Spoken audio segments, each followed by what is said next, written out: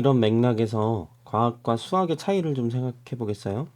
일면 비슷한 구석들이 있죠. 뭐 수학을 잘해야 과학을 잘한다 이런 말도 있고요. 그런데 그 차이를 좀 분명히 해보겠습니다. 우선 과학은요, 그 대상이 자연에 실제하는 것들이거든요. 우리 눈앞에 있는 어떤 생명체가 관심 대상일 수도 있고, 그럼 생명과학이죠. 땅에 관심을 가지면 지질학이겠고, 천체와 천문 현상에 관심을 가지면 천문학이겠고, 바다에 관심을 가지면 해양학이겠고, 이 지구 대기에 관심을 가지면 대기과학이겠고, 그 원자들 간의 상호작용, 원자들의 결합, 물질의 구성, 물질의 변화 이런 것들에 관심을 가지면 화학이겠고요. 이 모든 것들을 관장하는 가장 근원적이고 보편적인 법칙들에 관심을 가지면 물리학이겠고요. 어쨌든 과학의 각 분야들은 자연에 실제 존재하는 것들, 실제하는 것들이 관심 대상이다 그 얘기예요.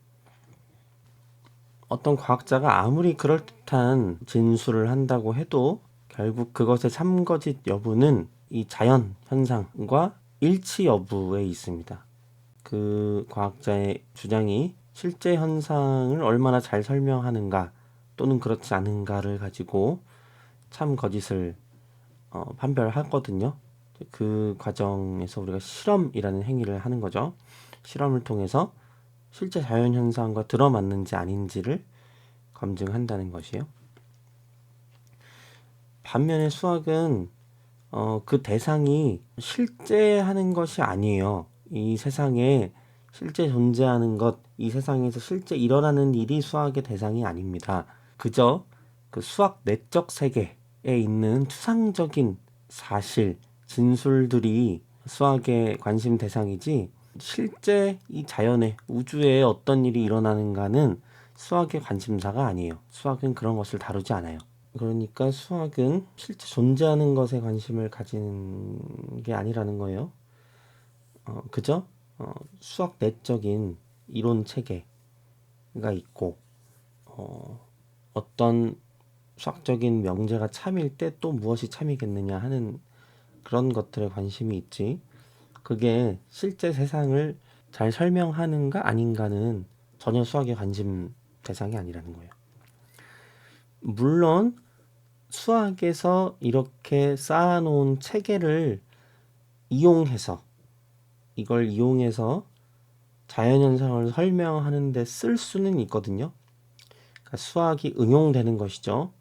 과학을 하는 과정에서 수학적 도구들을 갖다가 쓸 수 있겠는데 그것은 우리가 자연에 존재하는 관찰할 수 있는 것들을 양과 값으로 즉 물리량으로 표현해 놓았고 그것들이 어떤 수학적 관계를 가지기 때문에 우리가 수학을 이용해서 자연현상을 잘 기술할 수 있는 것인데 수학 자체는 관심 대상이 자연, 우주 또는 실제하는 이 세상이 아니라는 것입니다.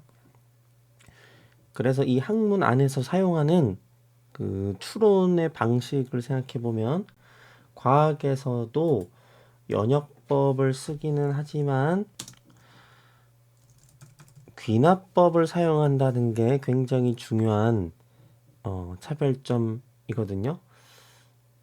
어떤 우리가 알고 있는 과학적 원리를 바탕으로 연역해서 새로운 명제를 얻어내고 새로운 예측을 해내기도 하지만 기본적으로 그 전제로 한 사실이 참인지 아닌지 여부는 실험을 통해서 여러 사례를 관측해서 다수의 사례에서 그것이 밝혀지면 그제서야 그 전제가 참이라고 얘기를 하고요. 전제를 통해서 연역해서 얻어낸 결론 또한 실험을 통해서 귀납을 통해서 참인지 거짓인지를 확인해야 한다는 것이에요. 반면에 수학은 오로지 연역법만을 사용하는데 어떤 공리를 먼저 정해놓고요.